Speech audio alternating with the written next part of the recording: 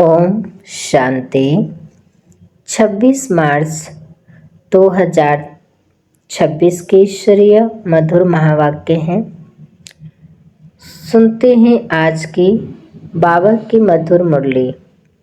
बाबा ने कहा, मीठे बच्चे, संग दोष से बचकर पढ़ाई पर पूरा पूरा ध्यान दो तो कोई भी तूफान आ नहीं सकते।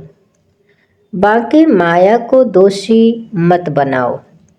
प्रश्न है, कौन सी एक बात सदा ध्यान पर रखो तो बेड़ा पार हो जाएगा? उत्तर, बाबा आपका जो हुक्म। ऐसे सदा बाप के हुक्म पर चलते रहो तो तुम्हारा बेड़ा पार हो जाएगा। हुक्म पर चलने वाले माया के वार से बच जाते हैं।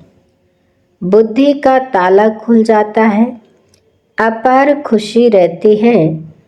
कोई भी उल्टा कर्म नहीं होता है। गीत है, तुम्हें पाके हमने जहां पा लिया है। ओम शांति। मीठे मीठे सभी सेंटर्स के बच्चों ने गीत सुना। सब जानते हैं कि बेहद के बाप से फिर से 5000 वर्ष पहले मुवाफिक हम विश्व की बादशाही ले रहे हैं। कल्प कल्प हम लेते आए हैं, बादशाही लेते हैं फिर गवाते हैं।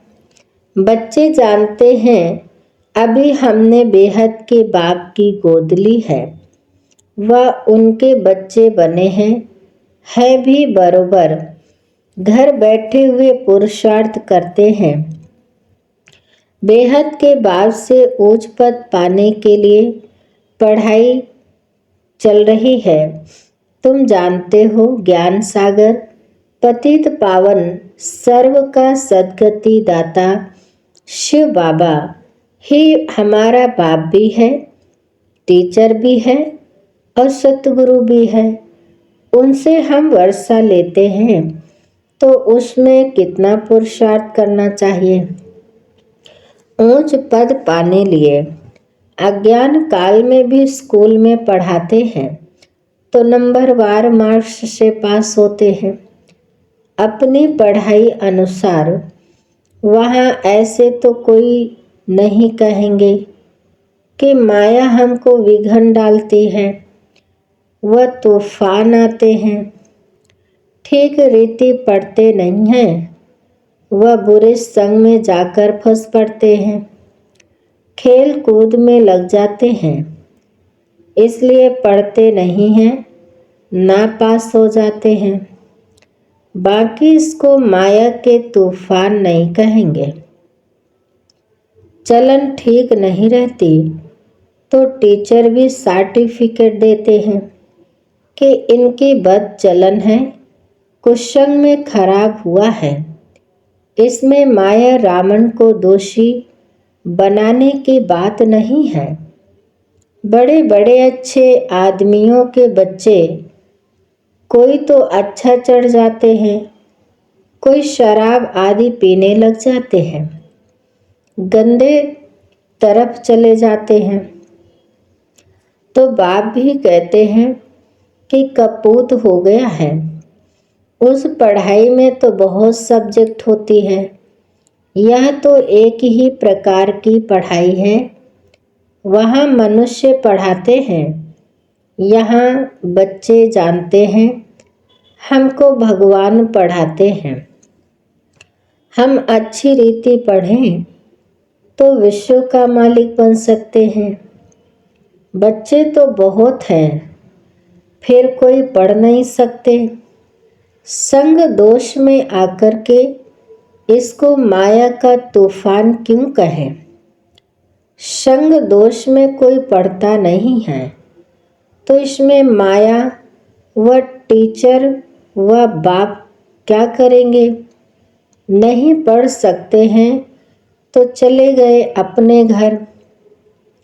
यह तो ड्रामानुसार पहले भट्टी में पढ़ना ही था, शरण आकर ली।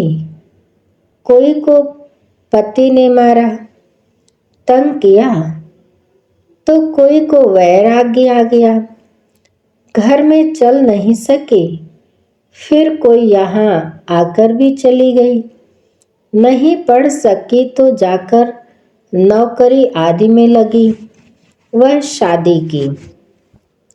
यह तो एक बहाना है, माया के तूफान से पढ़ नहीं सकते। यह नहीं समझते कि संग दोष के कारण यह हाल हुआ और हमारे में विकार जबरदस्त है। यह क्यों कहते हो कि माया का तूफान लगा तब गिर पड़े? यह तो अपने ऊपर मदार है। बाप, टीचर, सतगुरु की जो शिक्षा मिलती है उस पर चलना चाहिए। नहीं चलते हैं तो कोई खराब संग है। वह काम का नशा, वह देह अभिमान का नशा है। सब सेंटर्स वाले जानते हैं कि हम बेहद के बाप से विश्व की बादशाही लेने के लिए पढ़ रहे हैं। निश्चय नहीं है तो बैठे ही क्यों हैं? और भी बहुत आश्रम हैं, परंतु वहाँ तो कुछ प्राप्ति नहीं। एम ऑब्जेक्ट नहीं है। वह सब छोटे छोटे मठ पंथ टाल टालियाँ हैं। झाड़ वृद्धि को पाना ही है। यहाँ तो यह सारा कनेक्शन है मीठे दैवी झाड़ का। जो होगा वह निकल आएगा। सबसे मीठे कौन होंगे? जो सतयुग के महाराजा महारानी बनते हैं।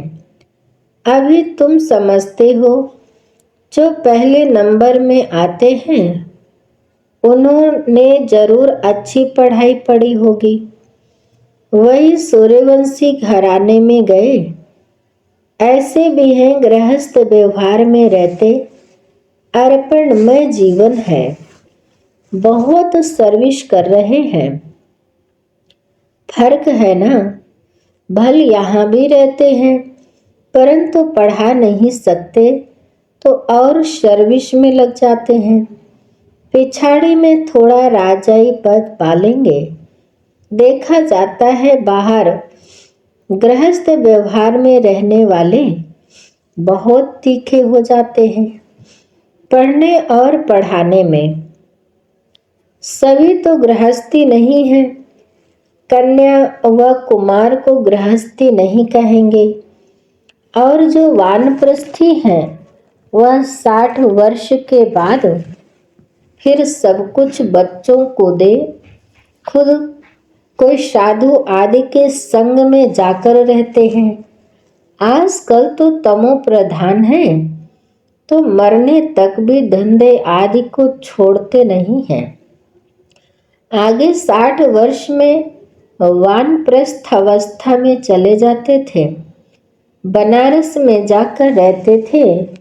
यह तो बच्चों ने समझा है, वापिस कोई जा न सके, सद्गति को पा नहीं सकते। बाप ही मुक्ति जीवन मुक्ति दाता है, वह भी सब जीवन मुक्ति को नहीं पाते। कोई तो मुक्ति में चले जाते हैं। अब आदि सनातन देवी देवता धर्म की स्थापना हो रही है। फिर जो जितना पुरुषार्थ करे उनमें भी कुमारियों को अच्छा चांस है। पारलौकिक बाप की वारिस बन जाती है। यहाँ तो सब बच्चे बाप से वर्षा लेने के हकदार हैं। वहाँ तो बच्चियों को वर्षा नहीं मिलता। बच्चों को लालच रहती है। भल ऐसे भी हैं जो समझते हैं कि ये भी वर्षा मिलेगा, वो भी लेवें, उनको क्यों छोड़े। दोनों तरफ पढ़ते हैं। ऐसे किस्म किस्म के हैं। अब यह तो समझते हैं अच्छा जो पढ़ते हैं वह ऊंच पद पा लेते हैं, प्रजा में बहुत साहूकार बन जाते हैं। यहाँ रहने वालों को अंदर ही रहना पड़ता है। दास दासियां बन जाते हैं। फिर त्रेता के अंत में 3, 4, 5 जन्म करके राजाई पद मिलेगा। उनसे तो वह साहूकार अच्छे हैं जो सतयुग से लेकर उन्हों की साहूकारी कायम रहती है। गृहस्थ व्यवहार में रहकर साहूकारी पद क्यों नहीं लेना चाहिए? कोशिश करते हैं हम राजाई पद पाएं, परंतु अगर खिसक पड़ते हैं तो प्रजा में अच्छा पद पाने का पुरुषार्थ करना चाहिए। वह भी तो ऊंच पद हुआ ना। यहाँ रहने वालों से बाहर रहने वाले बहुत ऊंचा पद पा सकते हैं। सारा मदार पुरुषार्थ पर है। पुरुषार्थ कभी छिप नहीं सकता। प्रजा में जो बड़े से बड़ा साहूकार बनेगा वह भी छिपा नहीं रहेगा। ऐसे नहीं कि बाहर वालों को कोई कम पद मिलता है। पिछाड़ी में राजाई पद पाना अच्छा, वह प्रजा में शुरू से लेकर ऊंच पद पाना अच्छा। गृहस्थ व्यवहार में रहने वालों को इतने माया के तूफान नहीं आते हैं। यहाँ वालों को तूफान बहुत आते हैं। हिम्मत करते हैं हम शिव बाबा की शरण में बैठे हैं, परंतु संग दोष में पड़ते नहीं हैं। पिछाड़ी में सब मालूम पड़ जाता है। साक्षात्कार होगा, कौन क्या पद पाएंगे।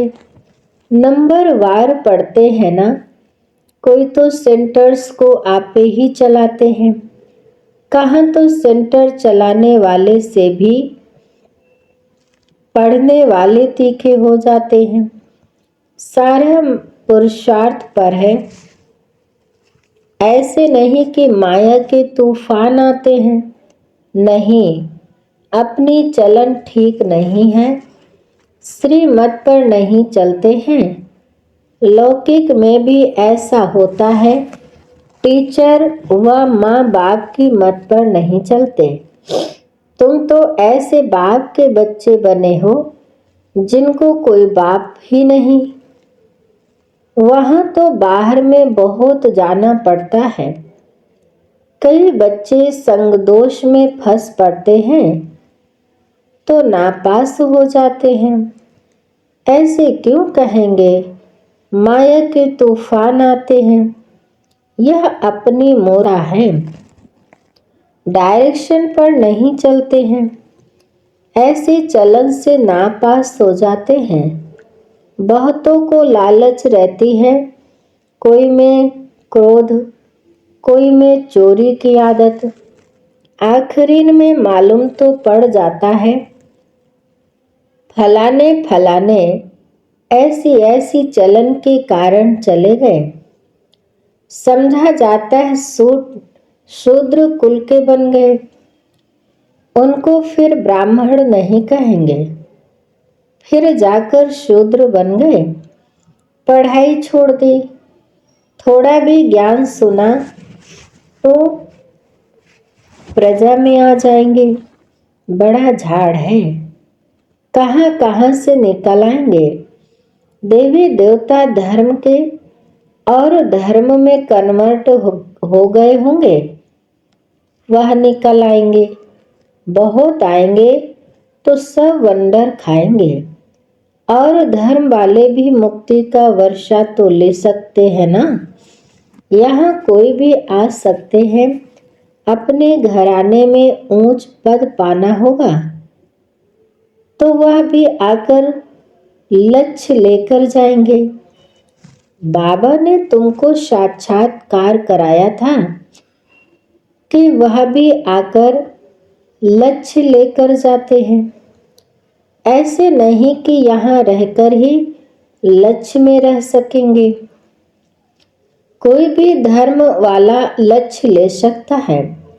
लक्ष्य मिलता है, बाप को याद करो। शांति धाम को याद करो तो अपने धर्म में ऊंच पद पालेंगे। उनको जीवन मुक्ति तो मिलनी नहीं है, ना वहां आएंगे, दिल लगेगी नहीं। सच्चे दिल उन्हों की लगते हैं जो यहाँ के हैं। पिछाड़ी में आत्माएं अपने बाप को तो जान जाएं। बहुत सेंटर्स पर ऐसे भी हैं जिनका पढ़ाई पर अटेंशन नहीं है, तो समझा जाता है ऊंच पद नहीं पा सकेंगे। निश्चय हो तो यह नहीं कह सकते कि फुर्सत नहीं है, परंतु तकदीर में नहीं है तो कहते हैं फुर्सत नहीं है। यह काम है, तकदीर में होगा तो दिन रात पुरुषार्थ करने लग पड़ेंगे। चलते चलते संग में भी खराब हो पड़ते हैं, उसको ग्रहचार्य भी कह सकते हैं। बृहस्पति की दशा बदलकर मंगल की दशा हो पड़ती है, शायद आगे चलकर उतर जाए। कोई के लिए बाबा कहते हैं राहु की दशा बैठी है, भगवान का भी नहीं मानते हैं, समझते हैं यह ब्रह्मा कहते हैं। बच्चों को यह नहीं पता पड़ता है कि कौन है जो डायरेक्शन देते हैं। देह अभिमान होने के कारण साकार के लिए समझ लेते हैं। देही अभिमानी ना हो, देही अभिमानी हो तो समझे कि शिव बाबा जो भी कहते हैं वह हमें करना है। रिस्पॉन्सिबिलिटी शिव बाबा पर है, शिव बाबा के मत पर तो चलना चाहिए ना। देह अभिमान में आने से शिव बाबा को भूल जाते हैं, फिर शिव बाबा रिस्पॉन्सिबल नहीं रह सकता। उनका आर्डर तो सिर पर धारण करना चाहिए, परंतु समझते नहीं कि कौन समझाते हैं। सो भी और तो कोई आर्डर नहीं करते, सिर्फ बाप कहते हैं मैं तुमको श्रीमत देता हूँ, एक तो मुझे याद करो और जो ज्ञान मैं सुनाता हूँ वह धारण करो और कराओ, बस यही धंधा करो। अच्छा, बाबा जो हुक्म राजाओं के आगे जो रहते हैं वह ऐसे कहते हैं, जो हुक्म वह राजाएं हुक्म करते थे यह शिव बाबा का हुक्म है। घड़े घड़े कहना चाहिए जो हुक्म शिव बाबा, तो तुमको खुशी भी रहेगी। समझेंगे शिव बाबा हुक्म देते हैं, याद रहेगी शिव बाबा की, तो बुद्धि का ताला खुल जाएगा। शिव बाबा कहते हैं यह प्रैक्टिस बढ़ जानी चाहिए तो बेड़ा पार हो जाए, परंतु यही डिफिकल्टी है, घड़ी घड़ी भूल जाते हैं। ऐसे क्यों कहना चाहिए कि माया भुलाती है, हम भूल जाते हैं, इसलिए उल्टे काम होते रहते हैं। बहुत बच्चियां हैं, ज्ञान तो बहुत अच्छा देती हैं, परंतु योग नहीं, जिससे विकर्म विनाश हो। ऐसे बहुत अच्छे अच्छे बच्चे हैं, योग बिल्कुल नहीं है।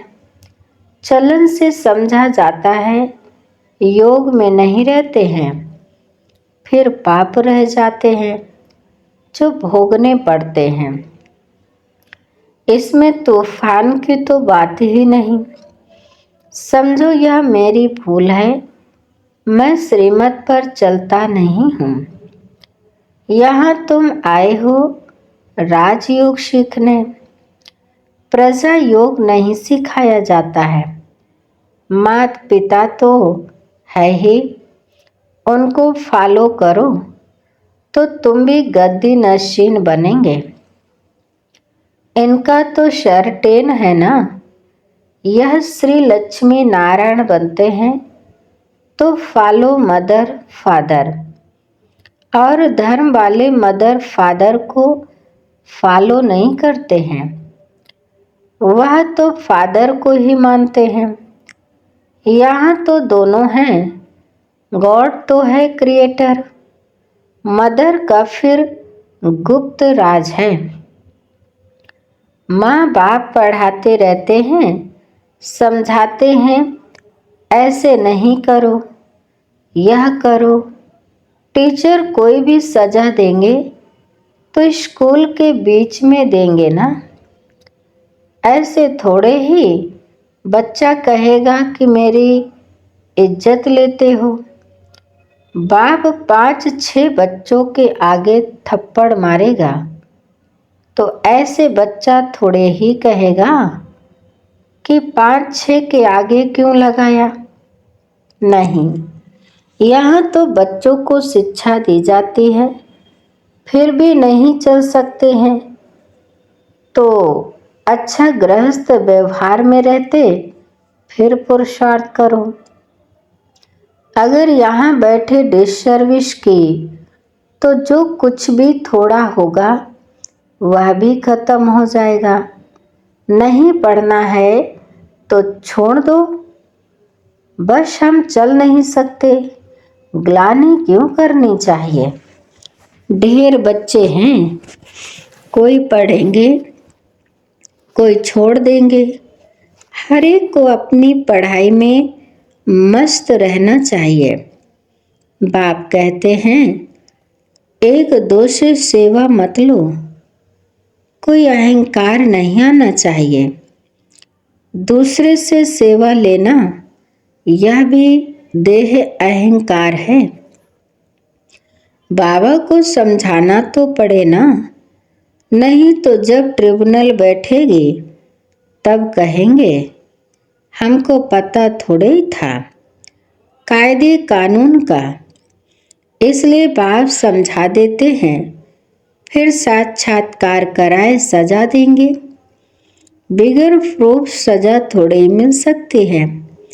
अच्छा समझाते तो बहुत हैं, कल पहले मुआफिक हर एक की तकदीर देखी जाती है। कई सर्विस कर अपनी जीवन हीरे जैसी बनाते हैं, कई हैं जो तकदीर को लकीर लगा देते हैं। अच्छा बाप दादा बच्चों से नमस्ते करते हैं, मीठे मीठे शिकिल दे बच्चों प्रति माता पिता बाप दादा का याद प्यार और गुड मॉर्निंग। रूहानी बाप की रूहानी बच्चों को नमस्ते। हम रूहानी बच्चों की रूहानी माता पिता बाप दादा को याद प्यार और नमस्ते नमस्ते नमस्ते। शुक्रिया बाप दादा।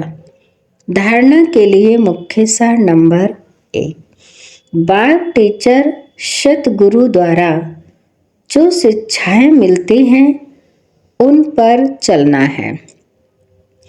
माया को दोष ना देकर अपनी कमियों की जांच कर उन्हें निकालना है। नंबर 2, अहंकार का त्याग कर अपनी पढ़ाई में मस्त रहना है। कभी दूसरों से सेवा नहीं लेनी है। संग दोष से बहुत बहुत संभाल करनी है। वरदान है संकल्प के इशारों से सारी कारोबार चलाने वाले सदा लाइट के ताजधारी भव। संकल्प के इशारों से सारी कारोबार चलाने वाले सदा लाइट के ताजधारी भव। विस्तार है जो बच्चे सदा लाइट रहते हैं उनका संकल्प व समय कभी व्यर्थ नहीं जाता। वही संकल्प उठता है जो होने वाला है। जैसे बोलने से बात को स्पष्ट करते हैं, वैसे ही संकल्प से सारी कारोबार चलती है। जब ऐसी विधि अपनाओ तब यह साकार वतन सूक्ष्म वतन बने। इसके लिए साइलेंस की शक्ति जमा करो और लाइट के ताजधारी रहो। स्लोगन है, इस दुखधाम से किनारा कर लो तो कभी दुख की लहर आ नहीं सकती। इस दुख धाम से किनारा कर लो तो कभी दुख की लहर आ नहीं सकती। आज की मुरली के अव्यक्त इशारे सुनेंगे। निश्चय के फाउंडेशन को मजबूत कर सदा निर्भय और निश्चिंत रहो। जैसे कार में बैटरी जब थोड़ा ढीली हो जाती है, कार अपने आप नहीं चलती है तो दूसरों से थोड़ा धक्का लगवाते हैं। ऐसे जिस भी आत्मा में आपका फेथ हो और समझो इनसे हमको मदद मिल सकती है, तो उनसे थोड़ा सा सहयोग लेकर आगे बढ़ जाना चाहिए। कमजोरी की बात को ज़्यादा नहीं सोचना, तब खुशी में आगे बढ़ते जाएंगे। अच्छा, आज की मुरली यहीं पर समाप्त होती है। मीठे मीठे प्यारे प्यारे बाप दादा को दिल से बहुत बहुत शुक्रिया। आप सभी महान आत्माओं को दिल से शुक्रिया। ओम शांति शांति शांति।